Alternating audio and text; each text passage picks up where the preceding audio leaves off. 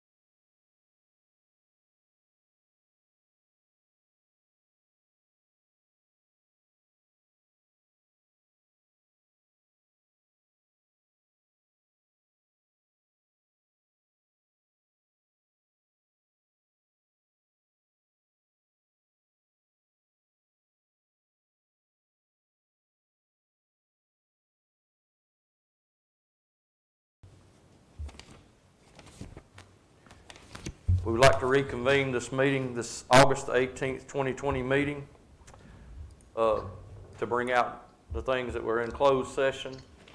We received the resignation of our former town administrator, Hiram Marziano, and we have looked to put in Mrs. Lisa Anglin as the assistant town administrator as a permanent position along with her town clerk position. On the issue with our town administrator, former town administrator, do I have any? Go ahead, sir. I'd like to make a motion to accept the resignation of town administrator Hiram Marziano. Do I have a second? Second. All in favor? Aye. Ms. Harris? Aye. Okay. Aye. Okay. All right, so accepted. And next, on the Lisa Anglin. I'd like to make a motion to appoint Lisa Anglin as the permanent assistant town administrator in addition to her position as town clerk, and she will have full authorities and duties of the town administrator until that position is filled, and she will have a salary of $89,000 annually, effective immediately. Do I have a motion? That was a motion. That was a motion. Okay, that was his motion. Second. All in favor? Aye. Aye. Ms. Harris? Aye. Ms. Harris, with you the only one not being here, when I ask for that, if you want to say it, we should be able to hear you clear instead of me having to name you every time. Okay, thank you. All right. So, Ms. Anglin, do you accept? Ms. Anglin, would you accept the position? Yes, thank you. Thank you. Mr. Mayor, am I permitted to? Yes, sir, you are excused. All right, You're thank you. excused. Thank Good you, to see sir. everyone. Stay safe. Thank you, Grady. Thank you, Grady. Thank you. Appreciate you. All right, going back to where we was when we called a closed session, is there any more amendments or approval of anything on the draft agenda? Everything done? Yeah, You we're got already something? past that. We're council discussions. I know, I was just saying, did anybody Okay. have anything? Next up's council discussions. Do we have anything? Ms. Harris, you have anything? No. Mr. No. Borman? Everybody's good? I got Go ahead. two quick things. One is a reminder that the recycling forms have been sent out to the community. You have a deadline to get them in. You can go online to get them and sign up for recycling. Second, remind everybody to sign up for the census. The information for doing that is also on the town website. Thank you. That's it. Thank you. All right, moving on. Our presentation, Mr. Robert Neal with the dredging project update. You have the floor, sir. Good morning, Council. I have a quick update, not so much of a presentation, but I wanted to, from the last conversation, as far as the core permit for the dredging project, I want to let you know that we are on schedule for that. That will be submitted tomorrow. We provided a draft, partial draft last Friday for town review, and then a full draft last night. It's about just in digital format. We will be delivering the hard copies that we sent out today, and then be able to bring those down tomorrow for delivery. But we'll be hand delivering those to the core tomorrow, so that we are meeting that schedule that we talked about, the revised schedule for submitting by the 19th.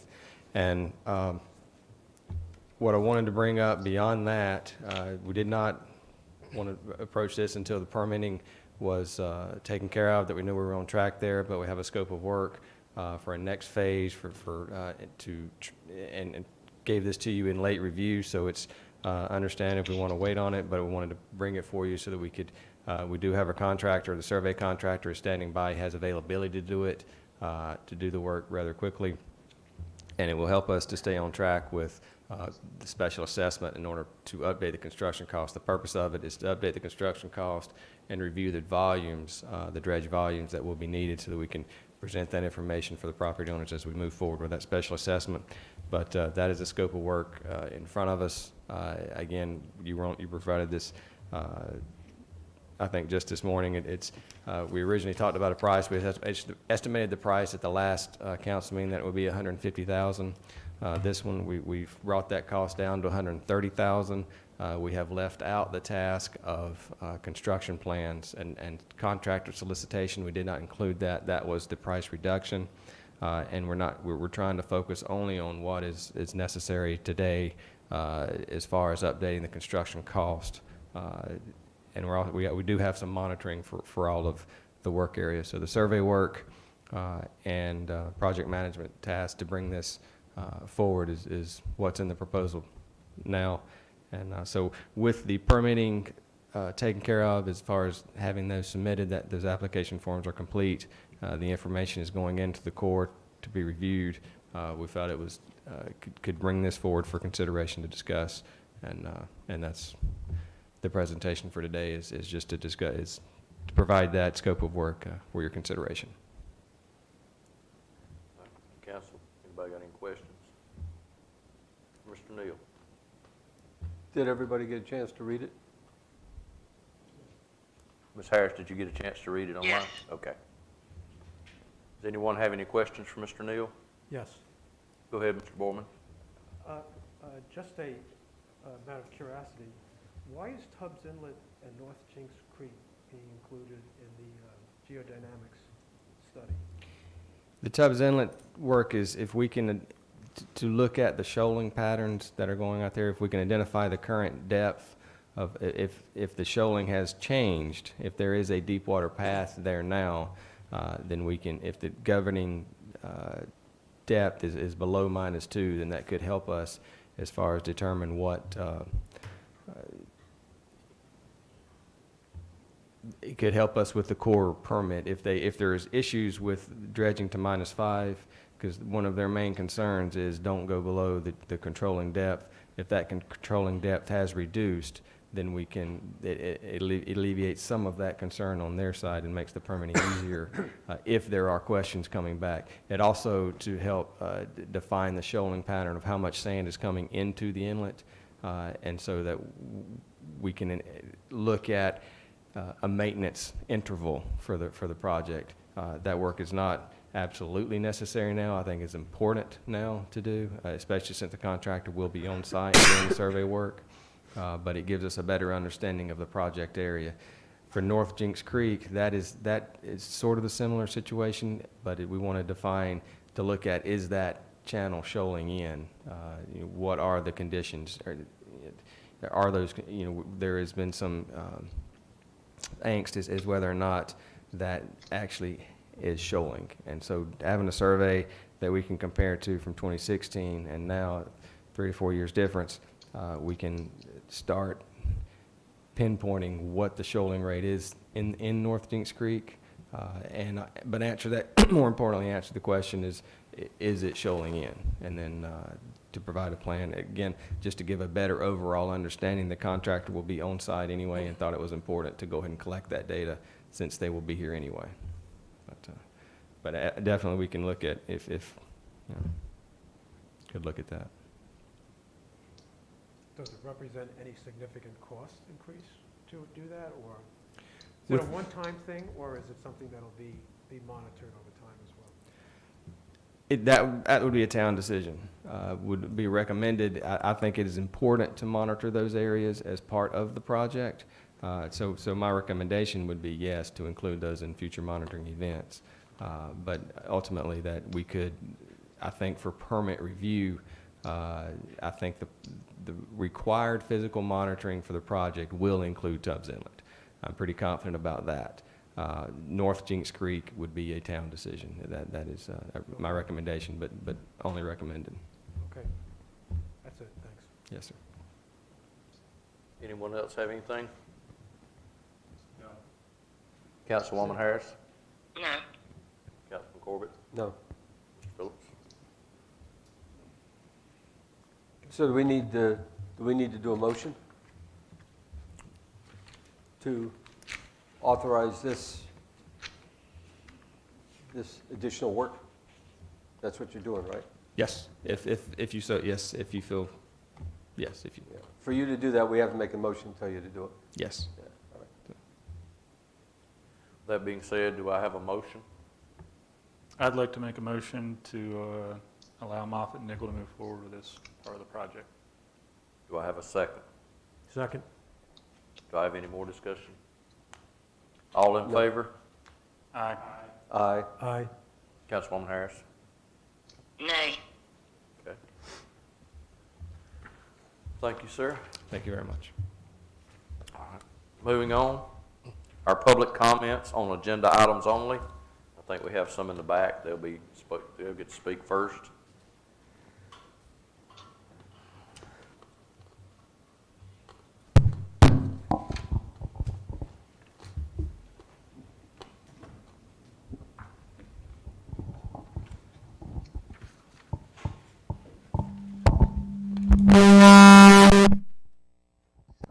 Please come to the microphone, state your name and your address, and remember, we use a 3-minute time period. If the time gets down within 30 seconds, I will just let you know that so you can tie your speech off. Go ahead when you're ready.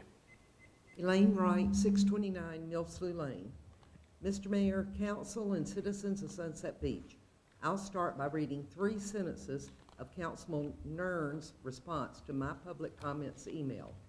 Quoting Mr. Nern, I could go on and on about town budget. Previous councils kept the tax rate low by ignoring what the citizens wanted. A very good example is leaf and limb pickup, end quote. I'll repeat what he said. Previous councils kept the tax rate low by ignoring what the citizens wanted. It would appear Mr. Nern is doing exactly what most politicians do, blame the previous administration. Mr. Nern, Mr. Corbett, and Ms. Harris, you were all elected in 2017, which would make the 3 of you part of the past council to which Mr. Nern is referring. So that would make you part of the problem of ignoring what the citizens want. Mr. Nern's words, not mine. You were 3 on a council of 5, thereby the 3 of you could have had a majority vote, should you have been interested in the citizens' wishes. The 3 of you and Councilman Phillips and Councilman Borman are the current administration. The 5 of you had the opportunity to turn things around by putting an end to ignoring what the citizens want and taking the time to listen to the citizens and act in the interest of the citizens who elected you. In other words, you have the opportunity to do the right thing. The majority of the citizens want and need Ordinance number 93.06 rescinded. Repeating Mr. Nern's words, I could go on and on about the town budget, end quote.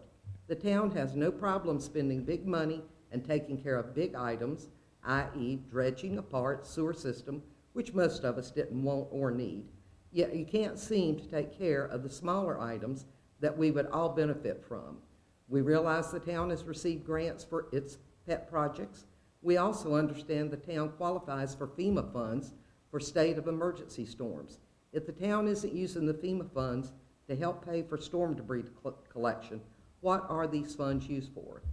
I'll conclude with, while the majority of the citizens of Sunset Beach may be gray-haired grandparents, we are not old fools. Quoting an unknown source, don't mess with old people. We didn't get to be this old by being stupid. Respectfully submitted by an October girl, to whom they whispered, you cannot withstand the storm. She whispered back, I am the storm. Thank you for your time. Thank you, ma'am. My name is Charles Ray Blankenship. I live at 419 Water Oak Wine. My comments have to do with Agenda Item 7, New Business C, Ordinance Amendment, Section 93.01, premises to be kept clean. The town has an ordinance to enforce property owners keeping property clean. Mr. Nern referred to my neighbor, Elaine Wright, to the town code enforcement officer whom she will be contacting. We citizens do wonder why we have to complain to get anything done and get the code enforced. Why have a code and a code enforcement officer? It is asking too much for that officer to, asking too much for that officer to ride through the neighborhood from time to time and start the process of enforcing the code by his own initiative.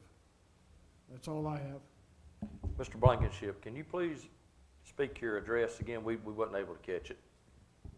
419 Water Oak Wine. Thank you, sir.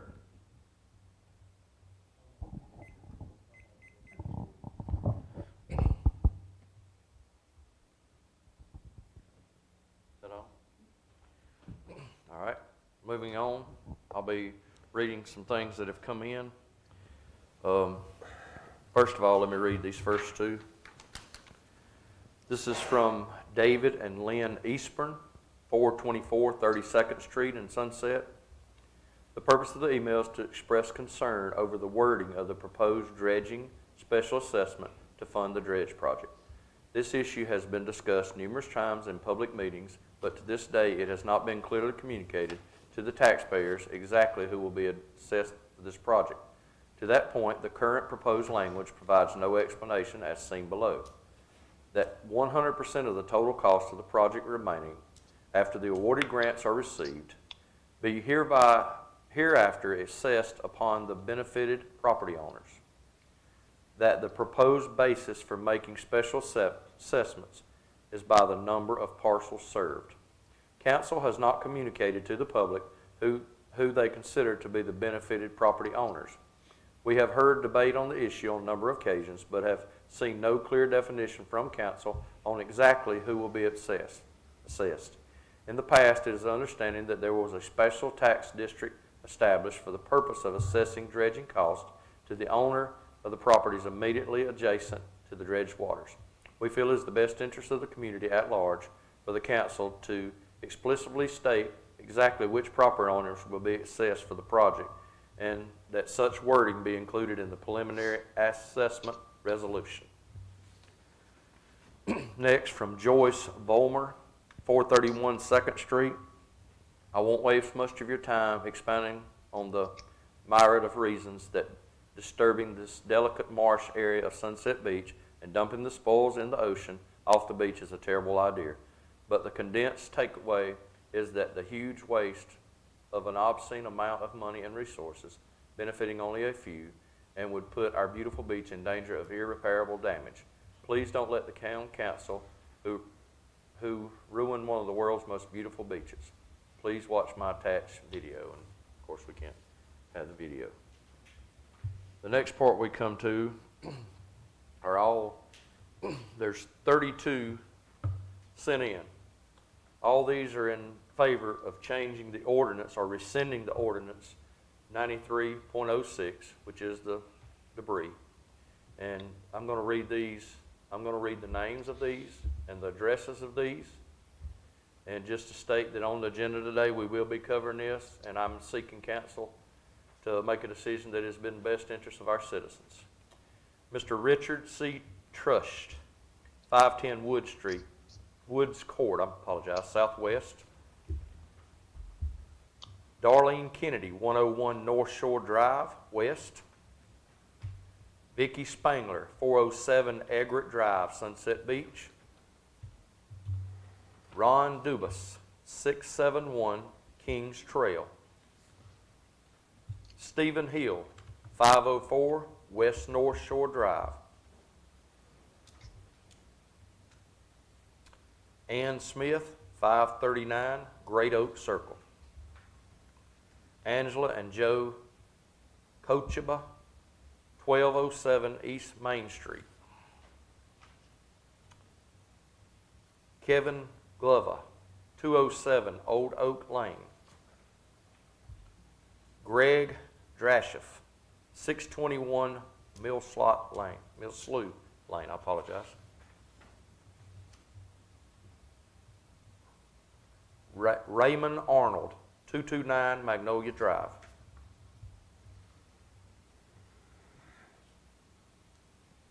This one I have no name, no address, it just says Pooh 6.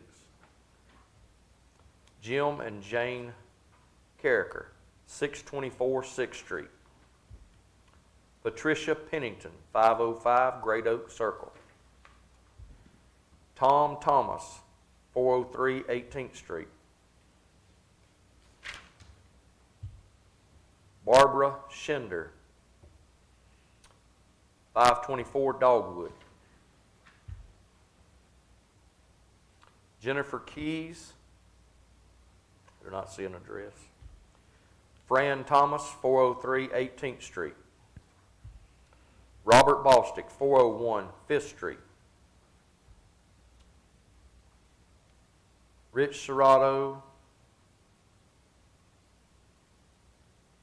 I don't see an address. Bob Hall, 714 Shoreline East. William and Jacqueline DeGroot, 231 Crestview Drive. Terry Payton, 224 Barony Place Drive. Don McCurley, 709 East Shore Drive. Mike Schender, 524 Dogwood Drive. Art Nelson, 216 Azalea Circle.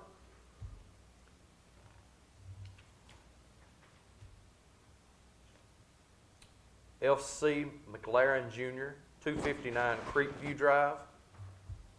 Geraldine Candelay, 527 Great Oak Circle. Dan McDonald, 712 Oyster Bay Drive, apologize. Kim Frankfurt, 954 Oyster Point Drive. Paula Langley, 543 Magnolia Drive. Kathleen McDonald, 712 Oyster Bay Drive. Linda Rudick, 1008 Park Road, Southwest. And Guy LaChelpley. I don't see an address there that I can actually get to. But all these 32 names of people who have took the time to write in, and they are against the 903.06 and would like to see it rescinded. That is all the public comments that I have or have received, and that is everybody from the back. We will be moving on to old business, the dredging special assessment preliminary resolution consideration. Acting town administrator, or actually not acting, you are the town administrator now. I guess you will be taking, Assistant Town Administrator. assistant town administrator, you will be taking this over.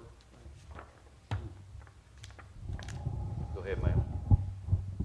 What you have before you is the preliminary assessment resolution that you directed at the last council meeting by answering the questions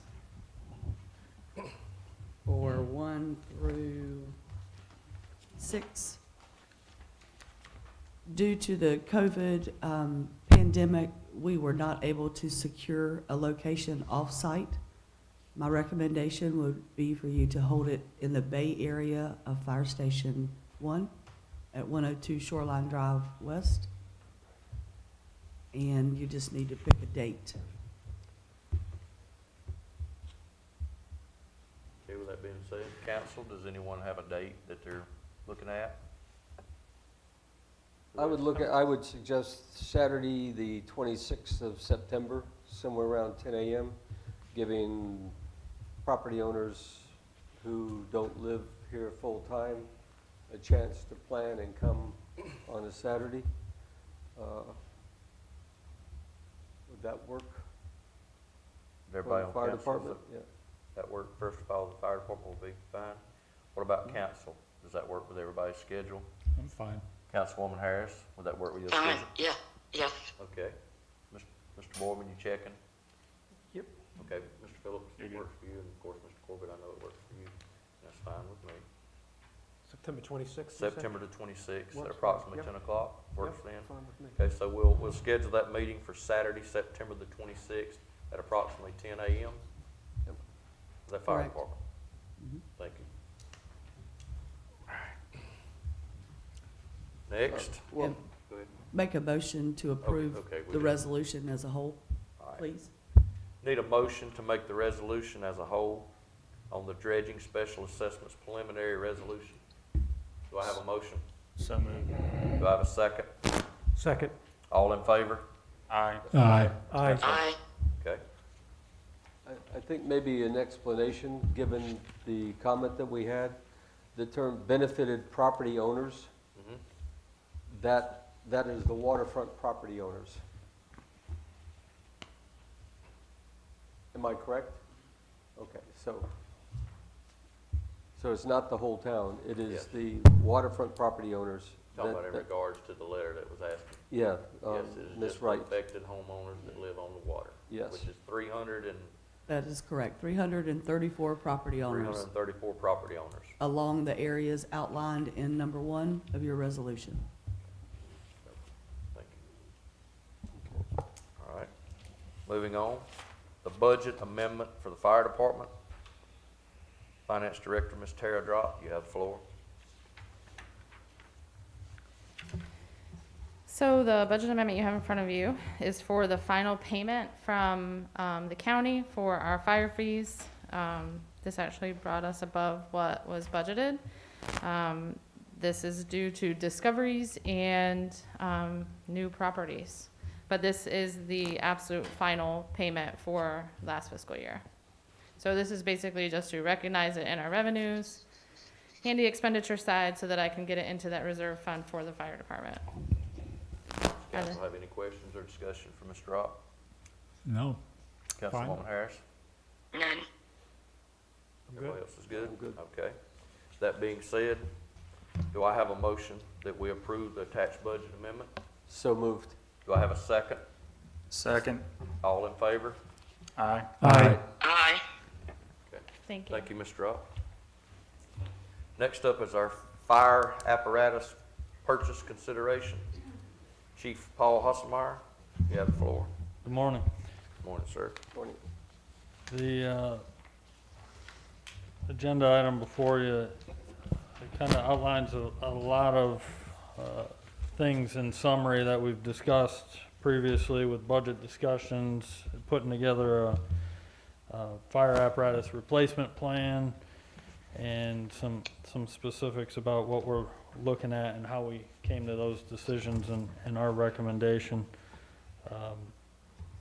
So with that being said, I'll kind of turn it back over to you guys to answer any questions that you might have.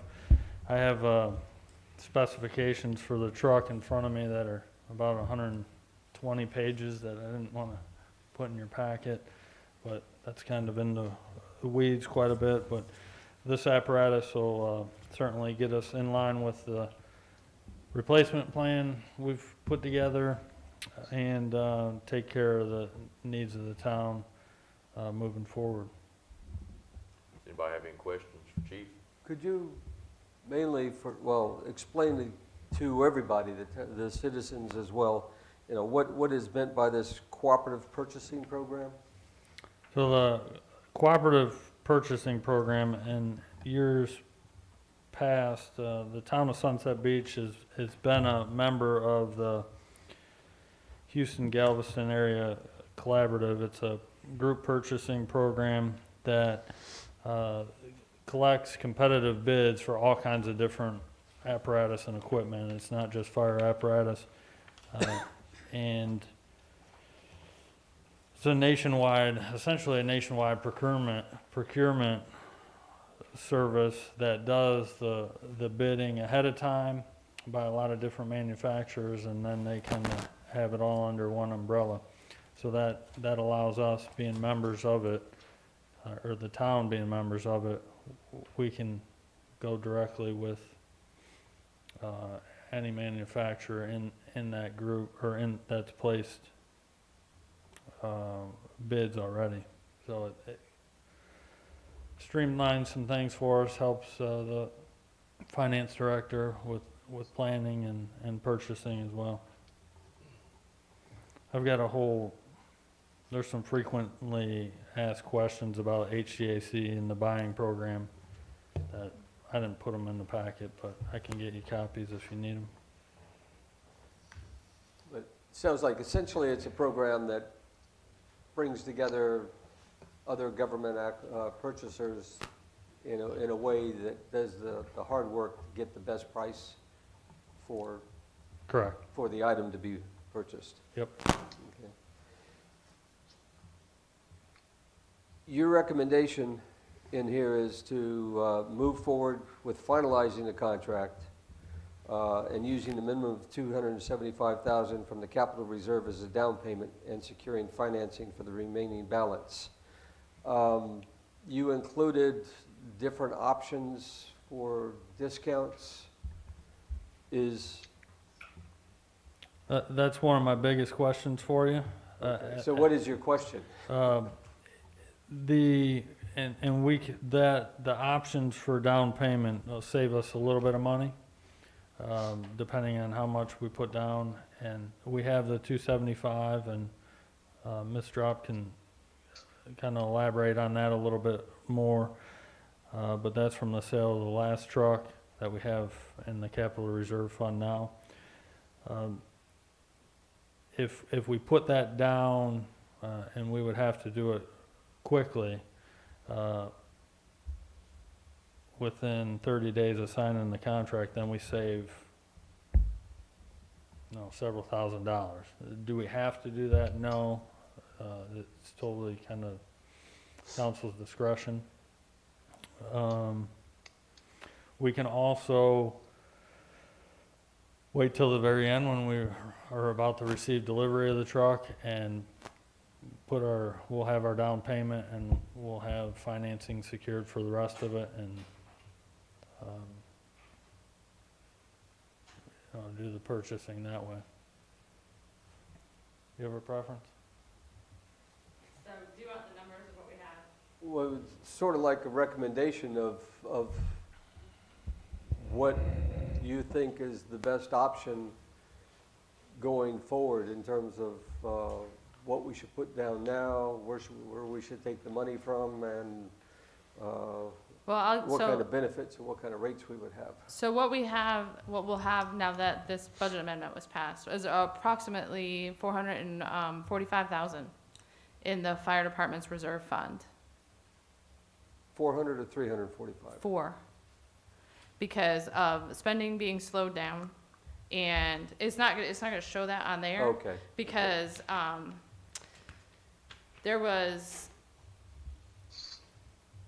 we slowed spending way down because of COVID, and we didn't know what was coming down the pipe. They said that we were going to have a 20% reduction in revenues, and so we had no idea what to expect.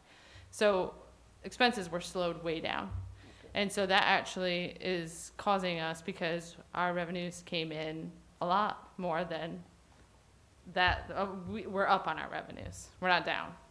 Like overall for sales tax and everything, we're up. And so it caused us to have excess and go to our fund balance. But the fire department is having a separate fund balance now because of the fire fees. And so they ended up with approximately $445,000. I can't tell you that that's the exact amount, but it's approximately that. So that's what you have to work with. And whether you wanted all of that to go to the fire truck or to some of the things that were put on hold, that's definitely a council decision as far as what you believe is the best way to move forward. The discounts are not significant on here. The part that you could look at is the interest. I actually reached out to our bank, but I haven't heard back. The interest rate that we had for the previous fire truck is 2.742%. And so that would be where you would have your difference in how much you spend. So you'd be saving on the interest because the discounts are minimal compared to the total price of the fire truck. So it's basically more of the financing as far as how much you want to finance. The last truck that we financed was $454,000, and our payment every year is around $50,000. So that's spread out over 10 years.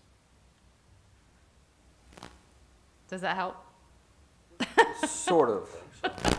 You brought up that we have 445 in the fire reserve. Right, that includes fund that 275,500 from the sale of the fire truck. Of the fire truck. And so, but then at the end you added, because we didn't do other acquisitions and purchases, that the fire department wanted. So that's, yeah, that's a discussion between you and the fire department. If you don't use that entire amount Yeah. of the 445, if there was other things that needed to be purchased or anything like that, that's not really, I don't have any idea what those purchases are. That's more of a council fire department discussion as far as if you don't use the entire amount for the fire truck. So the question is, what does the fire department,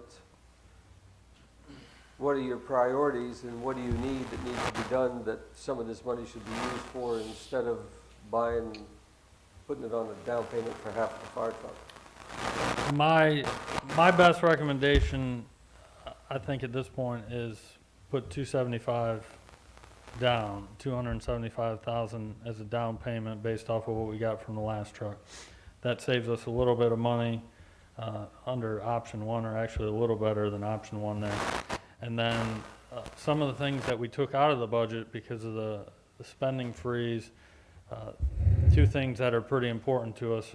One is an additional pickup truck, and two is to continue with our radio replacement plan, because we know in just about 3 years, there's gonna be quite a few of our radios that become obsolete and we can't use. So those are the two capital items that we took out of the budget going into this because of the spending slowdown. By putting 275 down on this fire apparatus, we potentially, if council's in agreement, we can still do those projects to keep us on track equipment-wise too, so. That gives us about $170,000 left to do those kind of things with. And that would be a budget amendment later. Yeah, You're so not you'll free come, to allow that now, so it would be a budget amendment. so you would Yeah. come back to us later with the Right. detailed proposal, recommendation, et cetera, for Yeah, those types of purchases. I would bring those back at a later date and kind of review what we talked about in the budget sessions, remind everybody, and right now, like Ms. Drop said, it looks like the money's there, and also a big part of that capital reserve line item that we established is, keep it in there to let it build up for the next big purchase too, and so I wouldn't want to deplete it altogether anyways. Chief, what was the amount for the radios? I don't have the budget in front of me right now. Before that, we've been spending around $40,000 a year to do, and they started the radio replacement plan the year before I got here. And then we've been trying to buy some portable radios, and this year our big focus was getting the mobile ones that are in the trucks replaced. And then we'll have probably maybe 2 more years of buying portables to get us in a position where we don't have to worry about the obsolete ones. But I don't remember what we put in there for sure. For radios? Yeah, It's usually about 50,000. yeah, $50,000, Okay. so. With about the same amount for the pickup truck. Right. Okay, so your recommendation is to take this 275 and use that as the down payment, and then go from there, Option one. up. Well, Yes. 275. Basically. Okay. Just a little more percentage, ain't that much down, but. Anybody else got any discussion, any questions for the chief? I'm good. Everybody good, Ms. Harris? Yes. You're good? Everybody good? Okay, with that, I'd like to make a motion. go ahead, sir. Yes, I move that we direct Chief Hassemeyer and Finance Director Drop to move forward with finalizing the contract for the Stutton Monarch Quint with a mid-mount 75-foot ladder through the Houston-Galveston Area Council Cooperative Purchasing Program, and use a minimum of $275,000, and use $275,000 from the capital reserve as down payment, and then secure financing for the remaining balance. do I have a second? Second. All in favor? Aye. Aye. Aye. Thank you. Sir. Next up is our COVID-19 state of emergency discussion. I'm virtually just gonna leave it here. then y'all can decide if y'all want to have any more discussion on it. But just like the last meeting, our governor has put us up to September the 11th, I think. So I see no need to change anything. We stick with everything that we have going right now, and we'll readdress this after he makes his next decision. Do I have any more discussion, any questions about that? That's fine with me. No changes. Councilwoman Harris? I'm good with that. Okay, I'm good, no changes. all right. So we'll go with that. All right, next is our discussion of storm debris ordinance 9306. Councilman Corbett, you have the floor. All right, in the packet, we've seen that the revision on April 21st added 9306 to our ordinances. And that meant that even after a storm, a named storm, the limbs must be bundled with rope or twine, maximum length of 4 foot and weight of 50 pounds, and those not bundled as above the required manner will not be collected. In this storm, it became clear that this is not a workable solution for the town. The town did go out and negotiate with our leaf and limb contractor, who, for this storm, did the pickup. And my understanding is the leaf and limb contractor is amenable to amending the contract so that they would perform those duties in future storms. With that, we do not have a requirement for our town staff, DPW, to do the leaf and limb pickup, and we do not have the requirement anymore, the need to have this ordinance. And so my recommendation is that we rescind 9306, and the actual leaf and limb requirements for day-to-day are still in 9301 as they were before. Yes, sir. Do I have any discussion? Well, I agree with what John says. I'm just wondering, what is the additional cost? Yeah. Dustin? Do you want me to? Yeah. So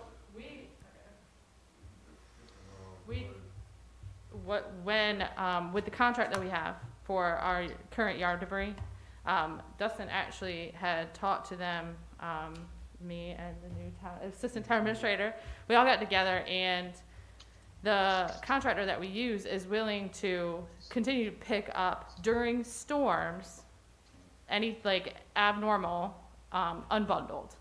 So that's a discussion that we can have with them to move forward to amend that contract. And so anything over what the normal amount is, it would be $1,500 per load. That's the big garbage truck load Yeah. that they pack it in. Is it- And that's what we pay now, right? So, well, it is, and that's even if it's like whatever they determine is above normal, we get charged extra regardless, even if they're only picking up the normal bundle. If it's just more, we get charged extra. But we were also using Public Works to pick up any unbundled at the same time, which was costing us overtime that way. And So- in the case of a named storm, a big storm, we can account for those additional costs and then use either FEMA or what other Correct. options are available in that state of emergency to recoup that. Right. So So if it's a there's no reason, significant there's no amount, reason to have 9306. right. Okay. And so. Can we also Well- recoup funds for the subcontractor to do the names form? Could we also do that as well? Yeah, Yeah, it's just, then you would have to, like, during a storm, so there's requirements for bidding for FEMA. So if we've already done an RFP and we've already gotten bids Yeah. for the total cost, so that falls underneath that. So we wouldn't have to do an additional RFP in order to, it would delay it by a lot, because I would have to do an RFP and get bids in and having another contractor, and they would have to be competing, which during a storm, it's affecting many towns. And so you have less contractors available because they've already done an RFP with somebody I else. got it, okay. So with this contract, that ensures that we'll have our storm picked up. Yeah, we need to talk to them, but they're definitely willing to do that, so, That way our but we just need to citizens- solidify a contract. That way our citizens will be taken care of. Yes. That's what we're looking for. Mr. Mayor, Uh-huh. another thing Go too, is ahead, it sir. also seems like this would free up DPW to do other things. You know, fixing walkways and things like that, beach accesses, they're gonna get damaged as well, so I think it's a good way to go. We're also still in with the county contract also, so we can pull from them also with that, if we need to. Good deal. While we're on the debris subject, this question about commercial contractors or commercial entities just dumping their stuff in the town right away. That's been a problem with condos at the entrance to my neighborhood. You know, just bring it out there by the load and dump it. I don't think this is a residential pickup that we're talking about here, not commercial, correct? Yes, Correct. correct. So what do we do about that?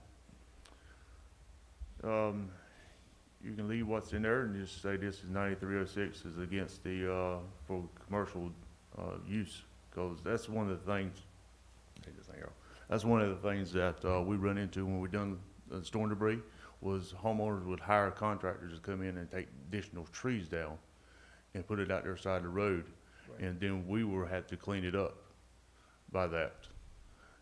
So yeah, you could put this in the ordinance as, if they hire a commercial contractor or a contractor to come in and do the work, that they have to clean it up behind herself. It just save us time, because, this past storm, we had one that come down, and it took us 2 days to clean the lot up in Yeah, front of but the house. To be clear on that one, Mhm. that commercial contractor came in and was not clearing trees that were storm damage.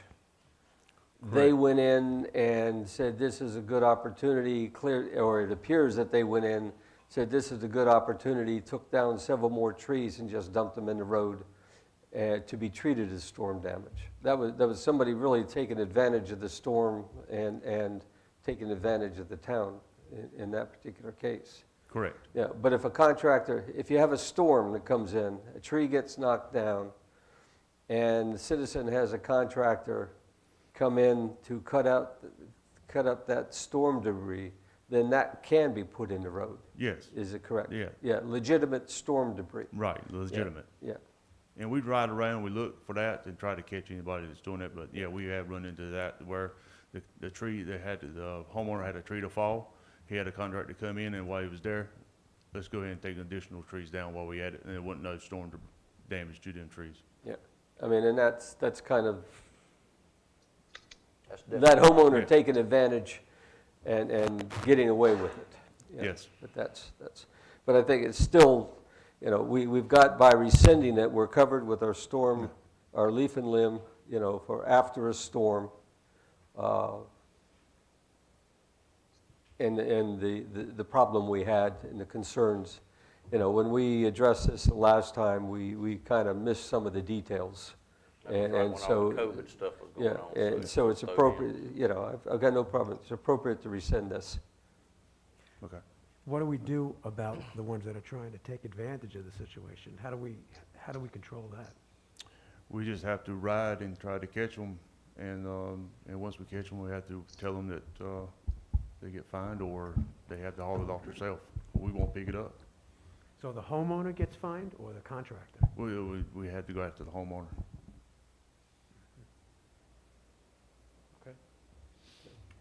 Any more questions? Mayor, if I may, Go ahead.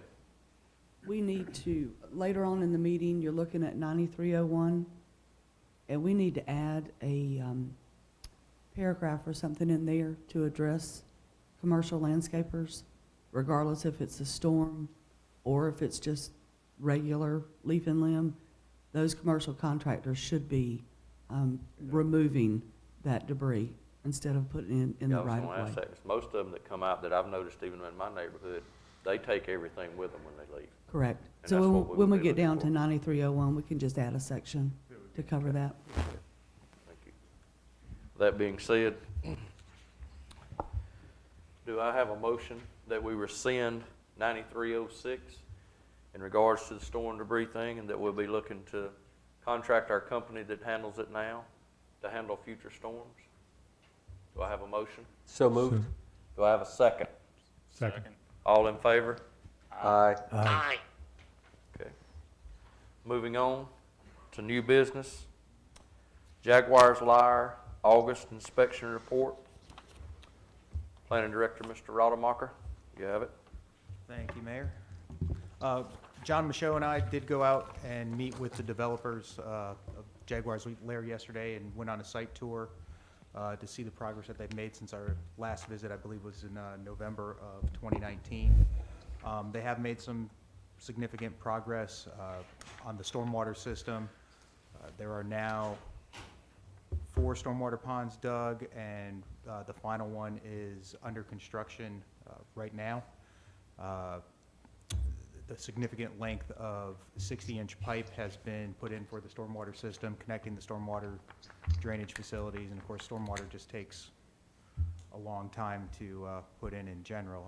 Obviously not the pace we'd like to see, but they are moving forward and have continued to, progress on the project as it goes along. Once they get past the stormwater phase of infrastructure development, should move, according to them, much quicker as we get into water and sewer installation, just because it's not as deep, there's not as much dewatering that has to take place, and they should be able to run those lines fairly quickly. So, all in all, it was a positive trip. I was glad to see that what progress had been made since our last visit, and considering all the rain we've obviously had this summer, it hasn't been the driest summer, but Mr. Michaud and I were pleased with the progress that had been made so far. So when do they expect to have all of this stuff done? I asked that question. They didn't give me a specific time frame. I was alluded to that they would certainly speed up production if someone actually submitted for a permit out there. No one's actually submitted for any permits to do any development. Not submitting for permits because they don't have any confidence that Well, we they'll do be have, able to do much with it.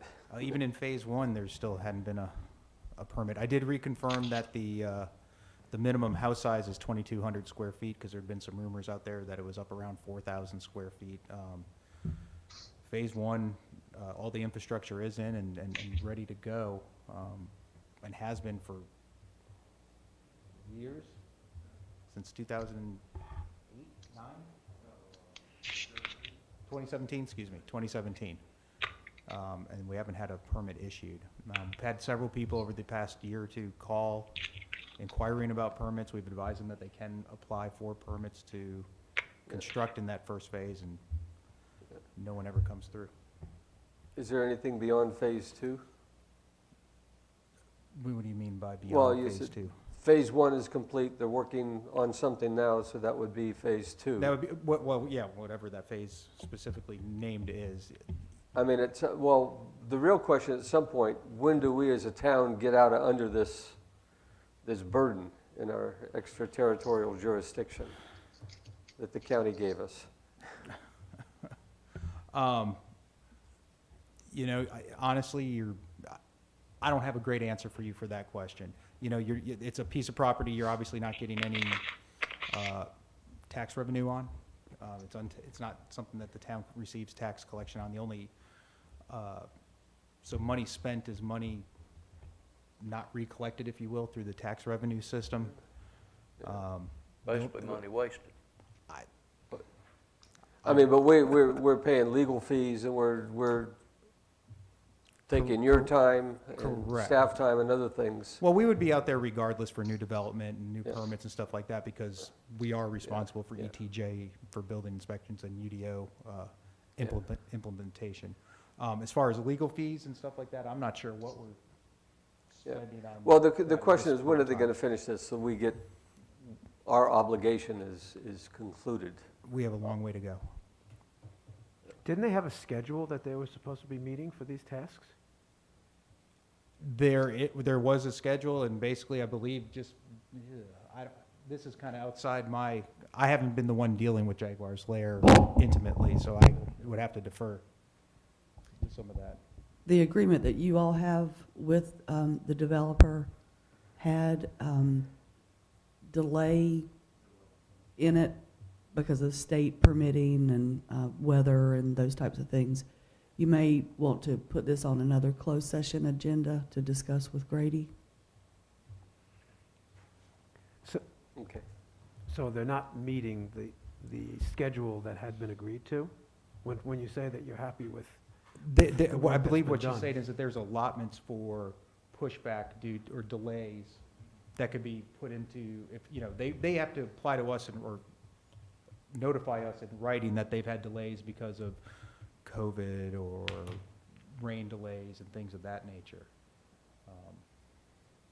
And whether or not you all want to spend more legal fees on something, I agree, it's a closed session topic for Grady. I just don't see how they could use that excuse, because our other building hadn't slowed up any. I mean, it ain't like, if it would, it'd be all up. Construction was not slowed, and it's not slowed. There's a lot of differences, but that's a closed session topic. Any more questions? No. Thank you, Todd. Yes, sir. Stay on top of them. Next up will be our various board committee members' term expirations approaching. Assistant Town Administrator, will you address this for us, please? Sure. I just need authorization to execute your process. What it is just, which I know the council has read it, within the next few months, several positions are set to expire. We have a ERC coming up in October, ABC is up, and in November we have 2 planning board positions. They're actually seeking that we will inform the current members that they can reapply for reappointment by submitting a letter of interest to advise the upcoming positions, that we will reach out to our clerk to put the positions to be up in the Brunswick Beacon, and to schedule the council's interviews, whether it's via Zoom or telephone, or if in person comes back available. Do I have a motion? So anybody who's on one of those committees who wants to continue has to apply for reappointment and go through the process again. Have to And reapply, there's- yes. There's no guarantee of an appointment. No. Yeah. Okay. Do you need to seek the authorization in the form of a motion, or do you? Please. Okay. Do I have a motion that we put this into effect? So moved. Do I have a second? Second. All in favor? Aye. Aye. Next up is our ordinance amendment, section 9301, premises to be kept clean. This Assistant Town Administrator, you have it. This original amendment was just to remove the verbiage that pointed to the Public Works Director now that we have a code enforcement officer. And this is where we need to add in C, about the commercial landscapers responsible for removing debris from their customers' properties. So if I understand this right, instead of specifying a specific position or department that's responsible for this, it's the town administrator or whoever the town administrator designates. And the language change that we've got in here so far just is to put that into effect. Correct. Okay. Do we have any discussion? Well, that was one part of it. Then we have the discussion about the contractors. Correct. And you could just make it C6.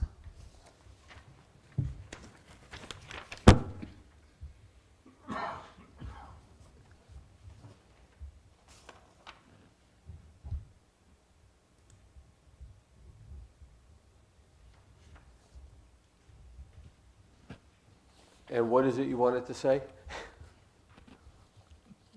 Do you have any specific? It just needs to say that They're responsible. for that. commercial landscapers are responsible for removing debris from their customers' properties. It's not to be placed in the right-of-way, regardless if it's a storm or not.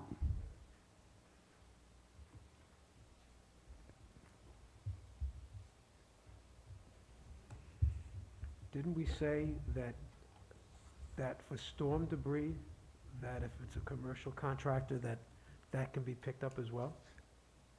Didn't we say that before? That's what I said. Only if it's storm related.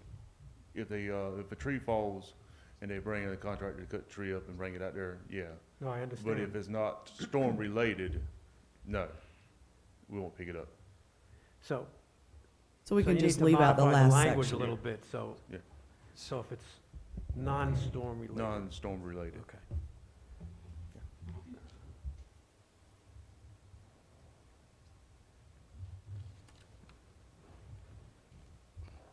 Anybody else got any questions, No. comments? Nope. Councilwoman Harris?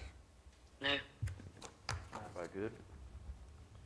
All right, so the recommendation would be to make a motion to approve ordinance amending section 9301 of the town of Beach as added in, which would be listed as C6, about the contractors will be responsible to handle their debris. Do I have a motion? Non-storm related debris. Non-storm related debris? Correct. Yes, ma'am. And that'll be into the paper. With that being said, do we have a motion? So moved. Do we have a second? Second. Second. All in favor? Aye. Aye.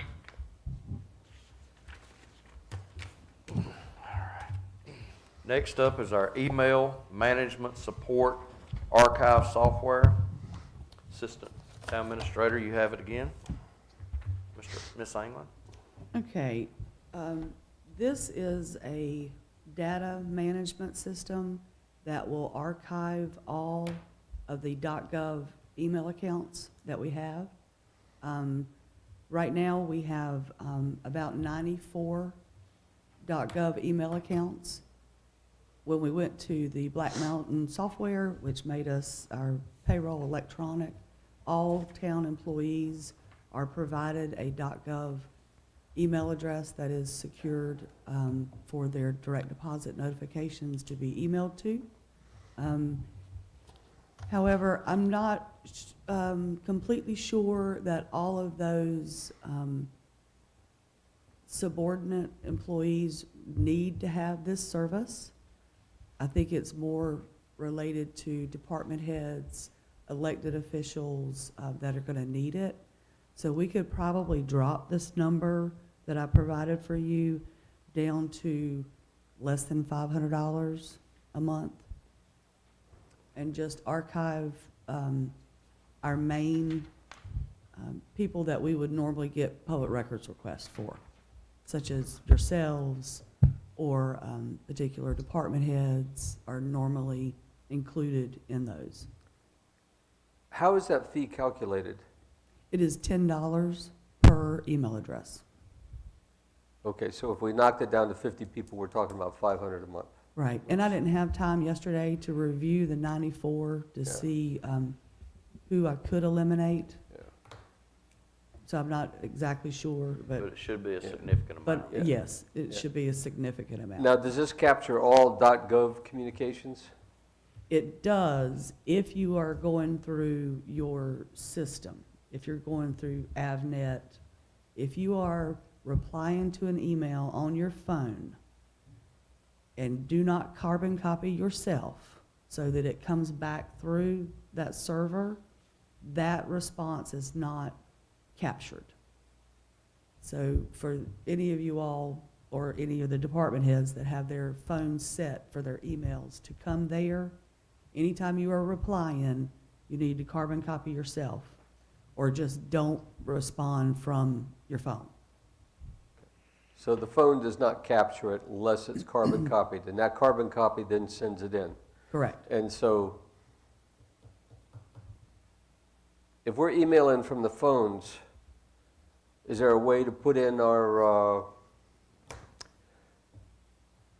the statement that we have that points out that any communication is open record and subject to general ordinances that goes into our regular emails? They supposed to have that on there? By our communications policy, that's supposed to go onto all of our emails, That is correct. that And statement. I'm not sure. We can add a signature. Yes, we can, On the cell phone? on cell phones. Okay. So can we make sure that anybody who uses their cell phone for .govs have that signature block and statement in there that goes with those emails? Mhm. And I don't know, what do we do? How do we enforce or make sure that they put the .gov on the CC line? We just ask you to do that?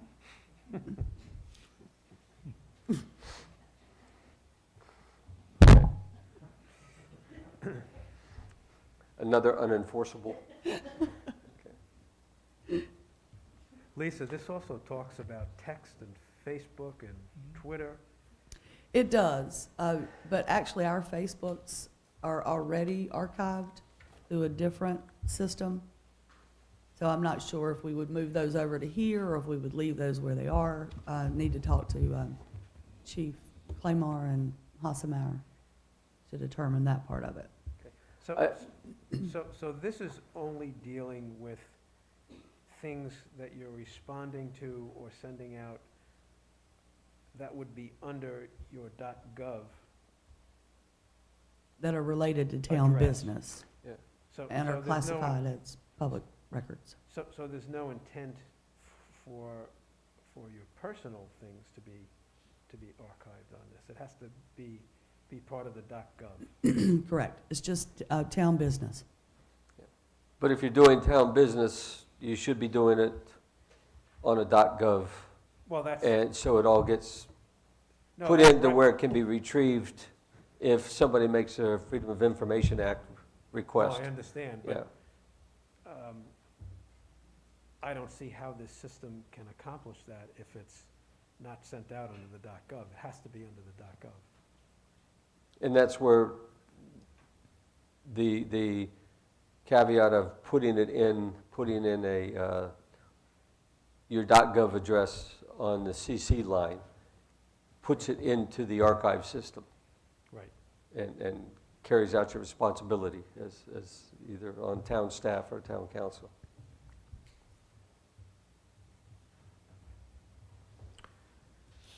Any more discussion? So we don't know what the final cost is for this because, We don't. It'll be less than this. okay. Once you shield So- all the ones off. Right. So that being said, do I have a motion that we will go with this software? So moved. Do I have a second? All in favor? Aye. Aye. Aye. Aye. Next up is our disposition of directives for our September the 8th, 2020 meeting. The issue with the Jaguars Lair that we said we would do a closed session, do we want to wait a little bit longer before we do that, or do we need to address that at that next meeting? What do you think, Administrator? Let me talk to Grady, We'll get back on that. and in the meantime, I'll get all of you a copy of the agreement that we have with the developer now, so you can review it.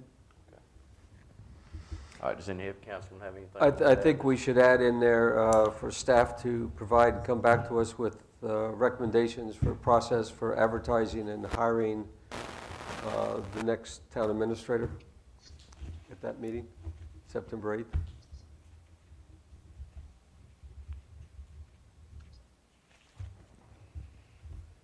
Are we still going to do the island parking discussion?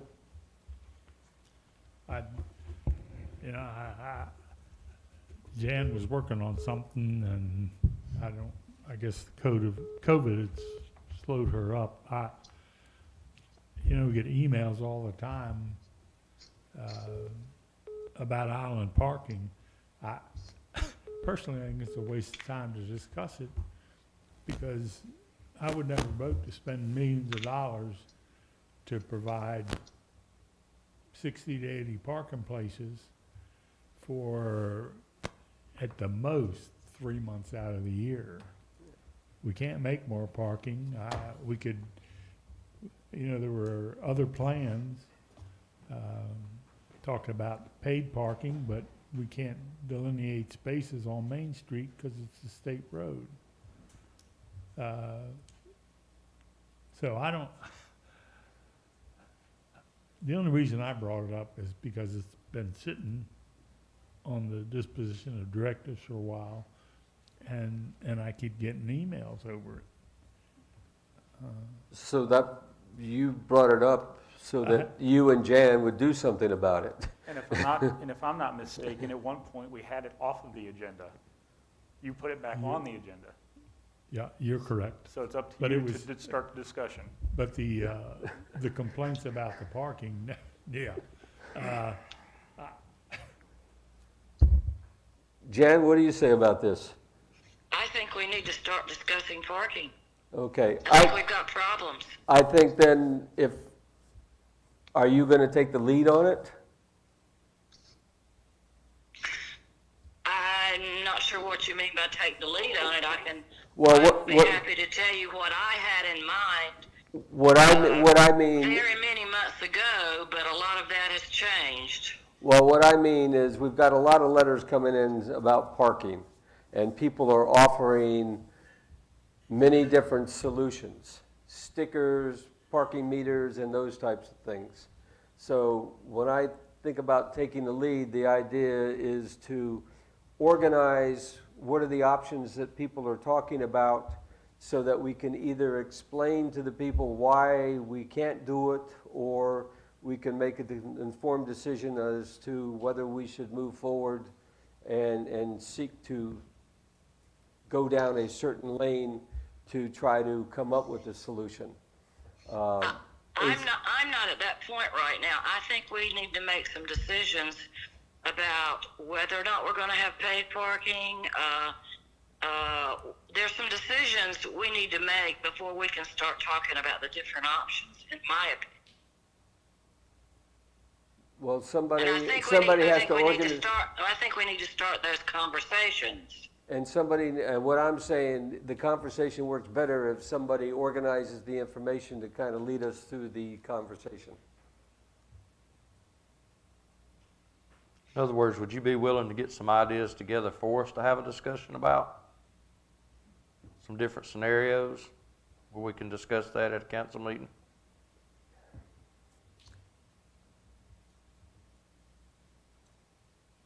Sure. Okay. So we have you down on that. And Mr. Nern, you want us to take you off that? The only reason I brought it up was because of the emails. I assumed all along that Jan was working on it and would have some kind of proposals by now. Okay. So take you off of it. I'll take you off and I'll leave that to Councilwoman Harris and let her come up with some ideas and then we can discuss.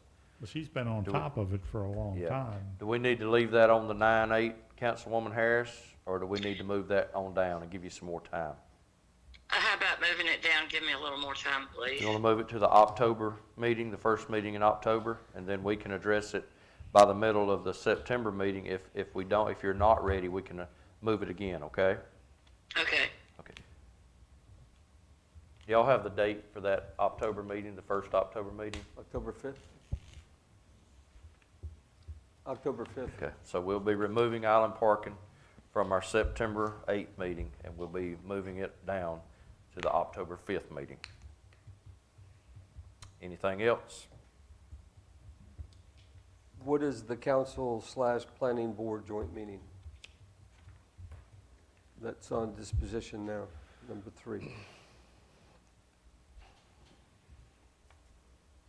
That was a discussion that you all had at your last meeting to give the planning board some direction on looking at UDO items. So you really don't need to have a joint meeting. You just need to collectively figure out what you want the planning board to be doing, and then send them a letter directing them to do whatever. If I'm not mistaken, Councilman Phillips, that's the one you brought up asking about the ordinances to be Yeah. checked. Yeah, so. Do I you mean, we want to can- head that up? Yeah, we can put the discussion on the 8th for that. Okay. Give us some, we'll get some ideas and some discussion going. We Okay. can direct them. Put that on Okay. the 9/8. What, I'm sorry, what date? The 9/8, the September meeting.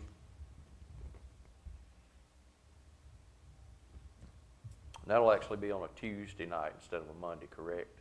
That is correct. Correct. Yeah. Okay. All right, anything else? Everybody got everything on there you need? All right. Next up will be our public comments. The last part, and I think we have someone in the back, and then I have a couple to read.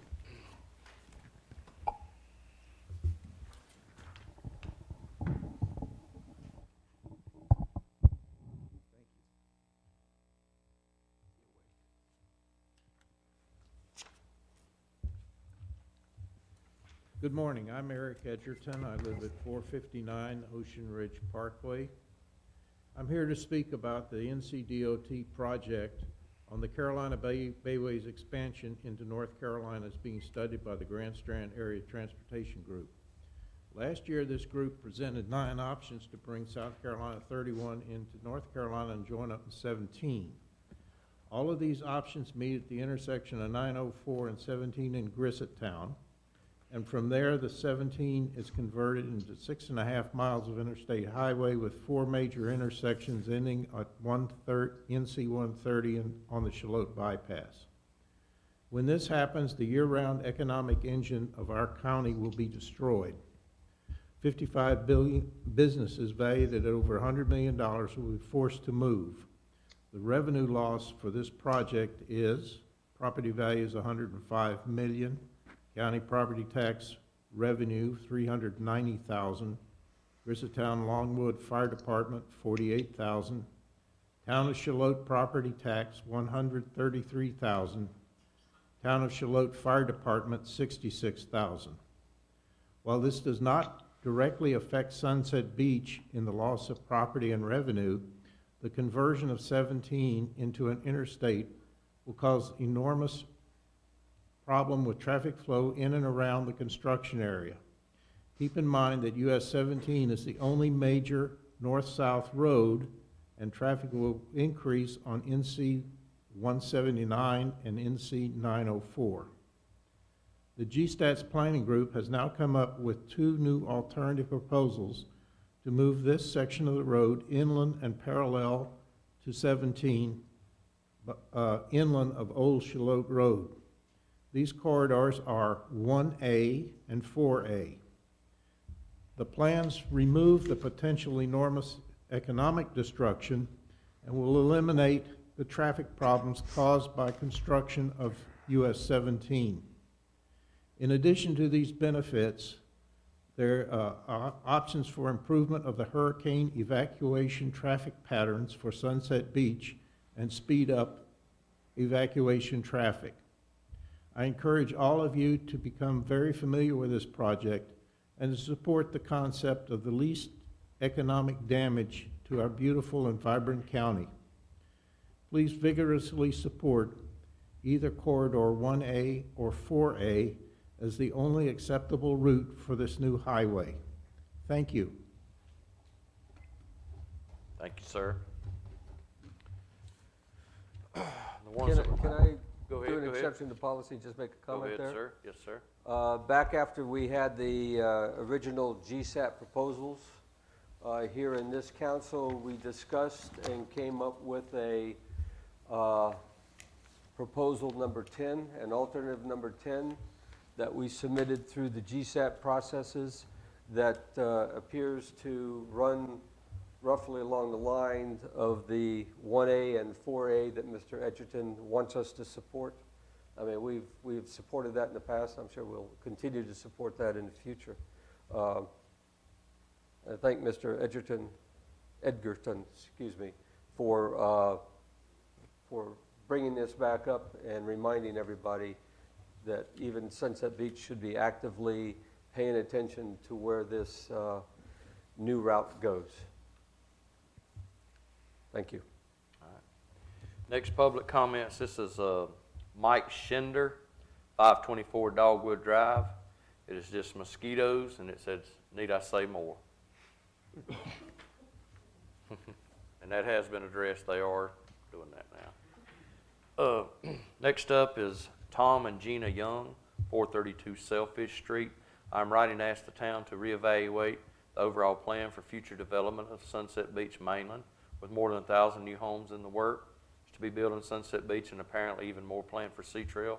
We have become very concerned about mass overdevelopment that could overrun the infrastructure. The planning department seems to rubber stamp everything that comes across the desk, and it is inconvenient to me that the town council cannot override or even be involved in the decisions that are made. If it is true, the planning department is merely following an ordinance laid out laid out for them by the town council, and they have no choice but to approve certain projects. Then it is past time for the town council to overhaul the plan for the town in terms of residential development, both the number of houses and density of houses. There are serious and legitimate worries about water, road, and other services. I urge you to take immediate action with the goal of slowing development in this town before it is too late. Neither the infrastructure nor the small beach will be able to handle the explosion of new buildings and resulting number of new residents. Fred Thorne, 1790-4 Queen Anne Avenue in Sunset Village. Please update myself and other property owners on the status of the 84 Summerwood apartments that are planned on Highway 904 between Sunset Creek Way and Leak Street. Has it been submitted to the town? Preliminarily approved?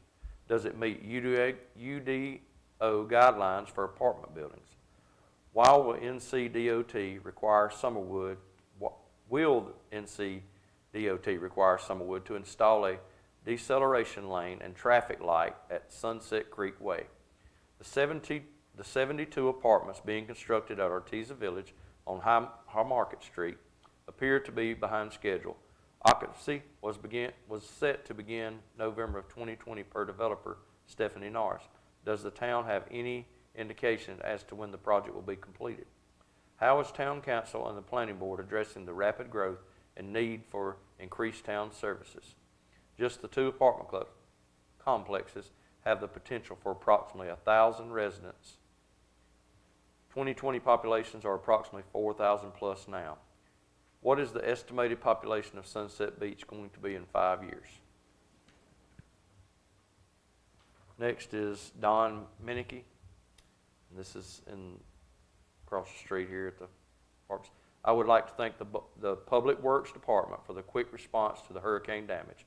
I posted photos of their work on the Sunset Community Facebook page, and so far 259 people have posted a thank you. This is one more example of why we have such a great place to live. Kudos to the Public Works Department. Is there anything else that needs to be discussed? Nope. I have one thing to say. Yes, sir. This is in reference to the dredging and the placement of sand. Certain people use the term spoils, fast and loose.